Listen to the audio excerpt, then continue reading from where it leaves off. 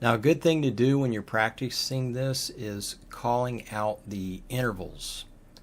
Okay, so if we go here to root position, right, we're starting with C, so we'd say root, and then go to E, that's your third, G is your fifth, B is the seventh, and then back to C, root or one, and then keep going. E would be the third, G is the fifth, B is the seventh, C is the root, E is the third, or 3. Now we descend 1, 7, 5, 3, 1, 7, 5, 3, and 1. Okay, now let's go to the next position, position 2, okay? Here we have the first inversion, right? We're starting with E, so that's our 3. Okay, so we've got 3, 5, 7, 1, 3, 5, 7, 1, 3, back to 1, 7, 5, 3, 1, 7, 5, 3. Okay, so now let's go on to the next position, position 3. Okay, and again, that is a first inversion as well. So we've got 3, 5, 7, 1, 3, 5, 7, 1, 3, 5.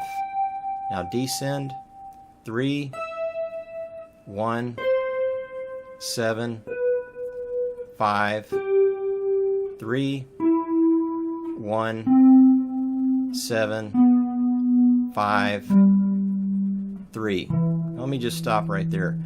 When you're doing this initially, you would probably want to look at the guitar, and then eventually, once you've done this enough, don't look at the guitar. Try to imagine the fretboard in your mind's eye as you're doing this. Okay, it's going to take some practice, but you'll be able to do it. So let's go on to position 4. Okay, in position 4 we have the second inversion starting with G, that's the fifth. So we have 5, 7, 1, 3, 5, 7, 1, 3, 5. Okay, now we're going to descend 5, 3, 1, 7, 5, 3, 1, 7, and then 5. Okay, now let's go to the next position, position 5. Again, this is a second inversion. Okay, so we have 5, 7, 1, 3, 5, 7, 1, 3, 5, 7, 5, 3, 1, 7, 5, 3, 1, 7, 5. Okay, now let's go to position 6 here.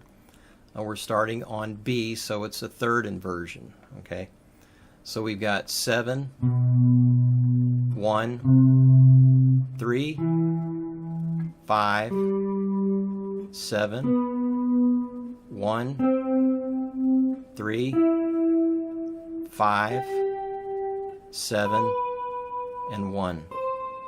Descend 1, 7, 5, 3, 1, 7, 5, 3, 1, 7. Okay, now we've got the 7th position, and again it's a third inversion. So again we're going to start with B.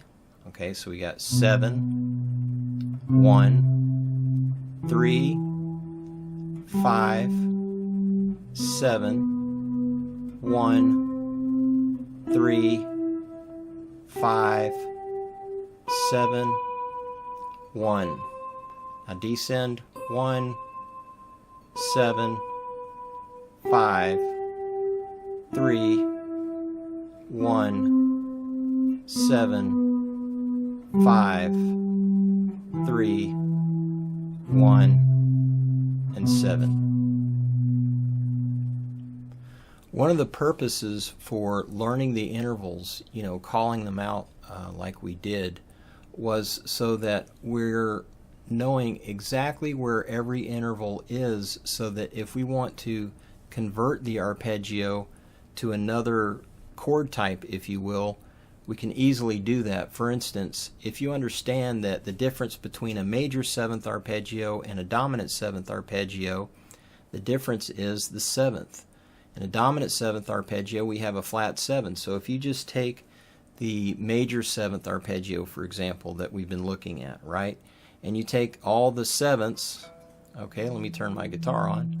So we take all the 7ths, so we got 1, 3, 5, 7, okay, and we just simply lower it a half step. Okay, and then we've got 1, 3, 5, here's the major 7, but if we want the dominant 7, it's right there, flat 7, okay, and then 1, 3, so okay, voila. So now we have a dominant 7th arpeggio. If we wanted, for example, like a major 7 sharp 5, right? If we know where all of our 5s are, we just have to raise them up a half step, and so forth. So if you've already gone through mastering chords in harmony, which I hope you have already, then you'll know how to build all the chord types, and you'll know the differences between all of them. So that's what you're going to do, is just take these major 7th arpeggios as a foundation, get these down cold, and then once you have them down, then start to alter them to create other 7th arpeggios. And keep in mind that the arpeggios, once you alter them, they will come from different scales. So for example, for instance, the C Ionian mode, right? We saw how that the C major 7th laid over that C Ionian mode, right? But when we change this now to C dominant 7th, okay, then you got to do the same thing to the scale, right? The scale that it comes from.